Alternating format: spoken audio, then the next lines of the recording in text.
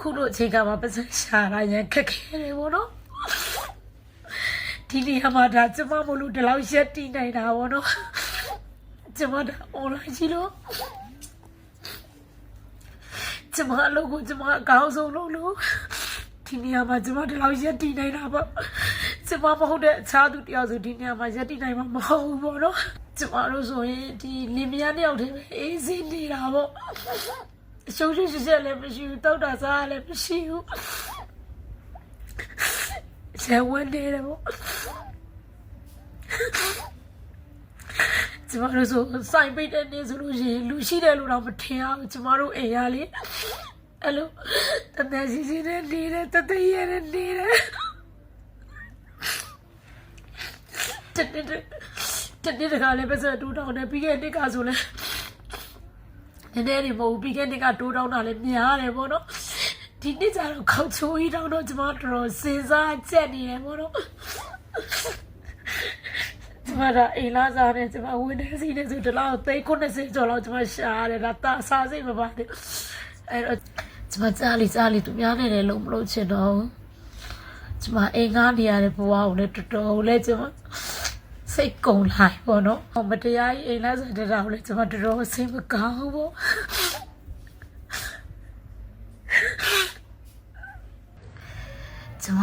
ကျမအချစ်တွေစရာလေးအကြံဉာဏ်လေးတောင်းနေတာပေါ့နော်ဘာကြံဉာဏ်လေးလဲဆိုတော့လေကျမဒီအိမ်မှာဆက်နေကောင်းမလားကျမဒီအိမ်မှာဆက်မနေဘူး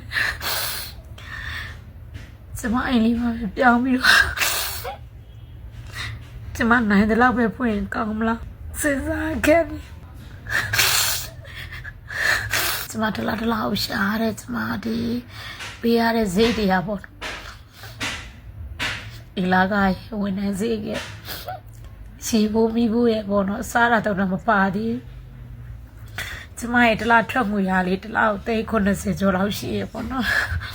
သူများကိုပေးဆက်ရတာတွေများနေရပေါ့နော်ပေးရတာတွေများနေရပေါ့နော်အဲ့လိုကိုရတာကြတော့အဲ့လိုလောက်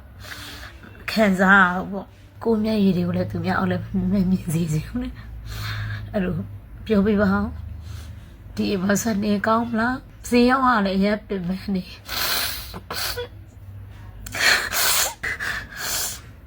ကျမလေးအဲ့လိုကျမဒီဝင်နေတဲ့လုံတဲ့ဆိုလဲကျမလေးရန်တန်ရောစင်ကြည့်ခင်တတာပေါ့နော်လို့ဒါပေမဲ့ကိုစေတနာထားတယ်လို့ကိုမစေတနာထားတယ်မခံရတဲ့အခါလေးကျမတို့ဝမ်းနေတယ်ပေါ့နော်ကျမကြားလိသူများနေတယ်လုံးမလို့ချင်တော့ကျမအိမ်ကားနေရတဲ့ဘဝကိုလည်းတော်တော်လည်းကျမစိတ်ကုန်လိုက်ပေါ့နော်ကျမအိမ်လေးကတော့3လပိုင်းမှာအိမ်ကားပြေမှာပေါ့နော်အိမ်ကားတွေကလေအိမ်ကားတင်တတာပေါ့အဲ့တော့ကျမအိမ်လေးမှာပဲအခုဒီကတော့ဒီအိမ်ကတော့1လပိုင်း10ရက်နေ့ပြေမှာပေါ့နော်အဲ့တော့ဈားထဲမှာတော့ဟွာပေါ့2လလောက်ပေါ့2လလောက်တော့ကွာနေရပေါ့နော်အဲ့တော့ဒီအိမ်မှာလည်းနေမနေဘူးဆိုတော့ကျမ1လလောက်လို့ရင်ပြောရမှာလေရလေအိမ်လာစားခောက်ချိုးလောက်တက်ပလိုက်တာဆိုတော့လေကျမရောင်းဝယ်တွေကောင်းနေတော့ကိစ္စမရှိပါဘူးအခုကကုန်စည်နှုန်းတွေကလည်းမတရားတက်တယ်လေလူတွေကျမမတရားကြီးအိမ်လာစားတဲ့တော့လေကျမတော်တော်စိတ်မကောင်းဘူးဘာလို့စိတ်မကောင်းလဲဆိုလေ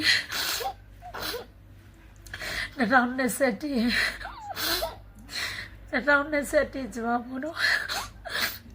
တလပိုင်းကလေးဒီကိုရောက်တာပေါ့2021တလပိုင်း10ရက်နေ့ဒီကိုရောက်တာခက်ခဲတဲ့ကာလတွေကိုအများကြီးဒီမှာဖြတ်တန်းတာပေါ့နော်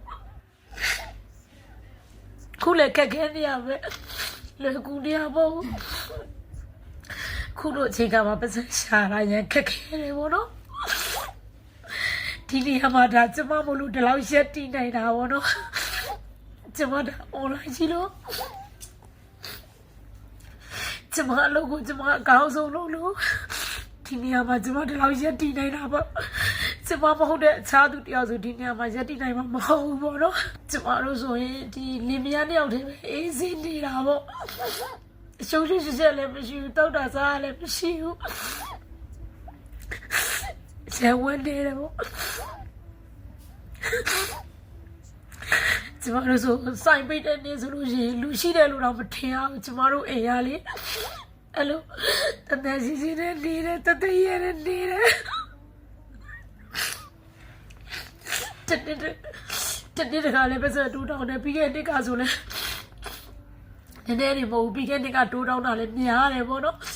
ဒီနေ့ကျတော့ခေါချိုးကြီးတောင်းတော့ကျမတော်တော်စဉ်းစားချက်နေတယ်ပေါ့နော်ကျမကအိမ်လာစားနေကျမဝင်နေစီနေဆိုတလောက်390ကျော်လောက်ကျမရှာရတယ်ဒါတာစားစိတ်မပါတယ်အဲ့တော့ကျမဒီအိမ်မှာဆက်နေရမလားမနေရမလားပေါ့ကျမတို့ရောင်းကောင်းတယ်မကောင်းဘူးဆိုတာသူတို့တွေကျမတို့ရဲ့စူးစမ်းမှုနဲ့ဆိုင်တယ်လေဒီဆိုင်ကရောင်းကောင်းတယ်ဆိုတိုင်းလည်းပတ်စံနေမတရားဆုပ်ပြီးတော့တောင်းနေလို့ဘလို့လို့အဆင်ပြေပါတော့ကျမတို့ကကုန်ကြစိတ်တွေအများကြီးရောင်းကောင်းတယ်ဆိုတာလည်းတစ်ဖက်မှာအခုလိုခက်ခဲနေတဲ့ကာလမှာဆိုလို့ရှိရင်တစ်ဖက်မှာကျမတို့6ရက်ဈေးအောင်လို့ရှိရင်2ရက်3ရက်လောက်ပဲရောင်းကောင်းတာချက်2ရက်တည်းကကျမတို့ဒီဟွာပေါ့8လပိုင်းကလေးကကျမဆိုအိတ်တရားနေတပတ်ကိုလေး10ခန်းလောက်ပေါ့နော်ကျမစိုက်ထည့်နေရတာပေါ့ကျမဒါကျမအတိဆုံးပေါ့ဈေးရောက်ပြီးတော့ကိုမှပတ်စံမနေဟာပေါ့ဝန်ထမ်းစိတ်တွေရှင်းလိုက်ဈေးတွေဝယ်လိုက်ဝန်ထမ်းစိတ်တွေရှင်းလိုက်ဈေးတွေဝယ်လိုက်နေပေါ့အဲ့တော့ကျမအဲ့လိုတူနဲ့တူပြန်လဲနေကိုချင်းစားစီလေးဒါစီနေတာပေါ့အိမ်လာစားဆိုလဲတရက်မစိုးမိသားဆိုလဲတရက်မစိုးရေမိသားဆိုလဲတရက်မစိုးကျမတို့ကတိတိကျကျလုပ်တဲ့သူတွေဖြစ်တာပေါ့နော်အဲ့တော့ကိုမစားမနာပေါ့နော်ဘယ်ညူးနေပြအလောက်တောင်မှအိမ်လာစားဝါလောက်တောင်မှတော့ရတာလေပေါ့နော်စင်ဒီမွန်ဒီပါဆိုအစင်ဒီမွန်ဒီပါဆိုသူတို့ပြောတဲ့စကားသူတို့ဘက်ကလွယ်ပြီပဲလေကိုယ့်ဘက်ကကျတော့တာခံစားရတာပေါ့နော်